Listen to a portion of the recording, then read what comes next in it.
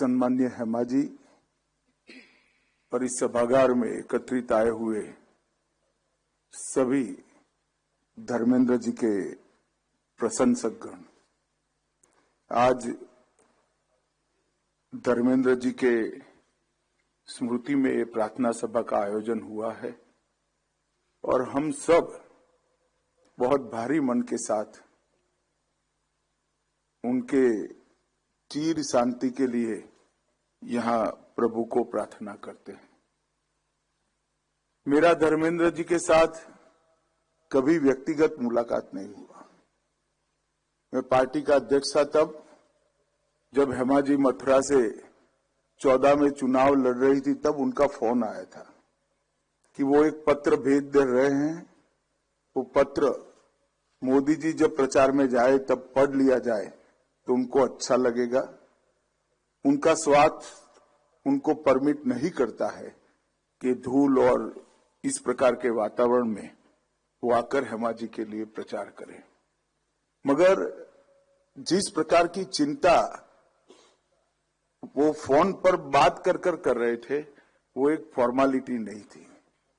हेमा जी चुन कर आए, हेमा जी अच्छे वोट के लिए चुन कर आए, इसका कंसर्न, इसके लिए पूरी चिंता उनकी एक छोटी सी बात में मैं स्पर्श कर सकता था।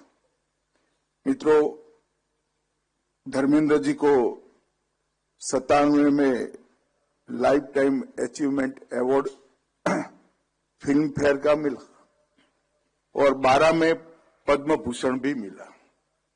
60 साल लंबा कैरियर, किसी भी फील्ड में अगर कोई व्यक्ति दाग के बगैर पारित करता है तो इसका मतलब है ये साफ दिल इंसान है।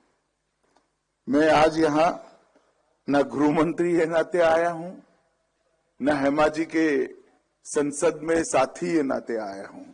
मैं आज यहां धर्मेंद्र जी के एक फैन के रूप में यहां पर उनको श्रद्धांजलि देने के लिए आया हूं, क्योंकि इन्होंने 60 साल में अनेक फिल्मों की, सफल फिल्मों की एक बहुत बड़ी श्रृंखला, एक इतिहास भारतीय सिने जगत को दिया है। और धर्मेंद्र जी का कैरियर तब शुरू हुआ जब सिने इंडस्ट्री में ना इतनी लग्जरी थी, ना इतना पैसा था। ग्लैमर जरूर था, परंतु लग्जरी और पैसा आज की कंपैरिजन में धर्मेंद्र जी ने जब कैरियर शुरू करा तब बहुत कम था। कई प्रकार की फिल्मों में अथाह परिश्रम कर जिस बैकग्राउंड से वो आते थे, मुंबई की फिल्म इंडस्ट्री में पैर जमाना किसी के लिए भी बहुत बड़ी दिक्कत की बात होती है। कोई गॉड फादर के बगैर अपने तत्व के आधार पर, अपनी कला के आधार पर इन्होंने ये 60 साल तक मनोरंजन की दुनिया पर एक प्रकार से एक छत्र राज किया। कई अवार्ड विनिंग फिल्में दी, शोले, मेरा गांव मेरा देश, यादों की बारात, फूल और पत्थर, धर्मवीर, हर जगह उन्होंने जो रोल निभाए, गुस्से के साथ अव्यवस्था के खिलाफ लड़ने वाले व्यक्ति के रोल निभाए और युवाओं ने, और विशेषकर अन्याय को झेलते हुए युवाओं में वो अपना एक प्रकार से प्रतिनिधि बन गए। मगर किसी ने चुपके सीता और गीता और चाचा भतीजा देखा होगा तो उनके कितने बड़े कलाकार थे उसका आपको अंदाज लग जाएगा। जो व्यक्ति 16 में इस प्रकार का रोल कर सकता है और वो ही चुपके में फिल्म समाप्त हो जाए तब हमें लगे कि अरे फिल्म समाप्त हो गया, इस प्रकार का रोल भी इतनी ही साहसिकता से करता है। ये उनकी कला में कितनी गहरी रुचि थी और कितने महान कलाकार थे वो बताते हैं। मित्रों, मैंने हकीकत, सत्यगाम, बंटवारा और आंखें चारों फिल्मों को देखा है। धर्म जी की कई फिल्में मैंने देखी हैं, मगर ये चारों फिल्में एक प्रकार से देशभक्ति से जुड़ी हुई फिल्म थी। और जब कोई भी कलाकार रोल करता है, कितना भी कुशल हो, कितना भी महान कलाकार हो, आपको मालूम पड़ता है कि ये रोल कर रहा है, ये मालूम पड़ ही जाता है।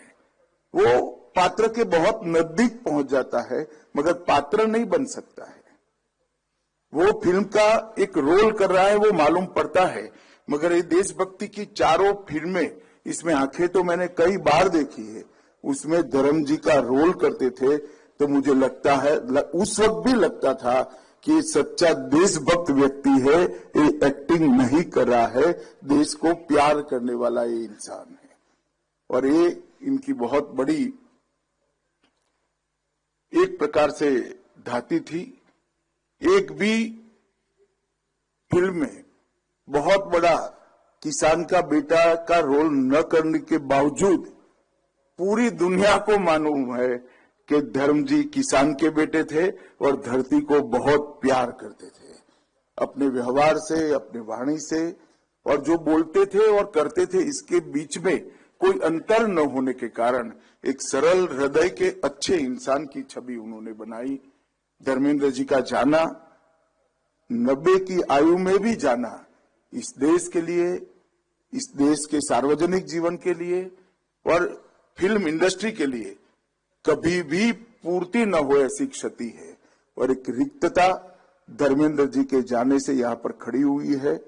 हम और तो कुछ कर नहीं सकते, ईश्वर का जो इच्छा होता है वो ही अंतिम होता है।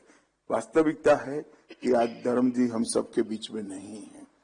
मैं ईश्वर को प्रार्थना करता हूं कि महान आत्मा को, ये महान कलाकार को चीर शांति दे और इनके करोड़ों प्रशंसकों को भी सालों तक धर्मेंद्र जी की पुरानी फिल्में देखकर एक प्रकार से सांत्वना मिल पाएगी, इसका मुझे भरोसा है। हेमा जी और उनके सभी परिजनों को मैं हृदय पूर्वक सांत्वना देना चाहता हूं। आपका जो घाटा है, आपके जीवन में जो कमी बननी है, वो कोई पूरी नहीं कर सकता। मगर महान व्यक्ति जब जाता है और आप उसके परिजन होते हो तो अपने आप आपका परिवार 4, 5, 6 लोगों का नहीं रह जाता, करोड़ों लोगों का रह जाता है। और मैं मानता हूं ये धर्मेंद्र जी की महानता ही आज करोड़ों लोगों के परिवार को, उनके परिवार के साथ भी जुड़ी हुई है। फिर से एक बार ये महान कलाकार को ईश्वर चीर शांति दे, महान आत्मा को ईश्वर चीर शांति दे, ऐसी प्रार्थना कर मेरी वाणी को विराम देता हूं। वंदे मातरम।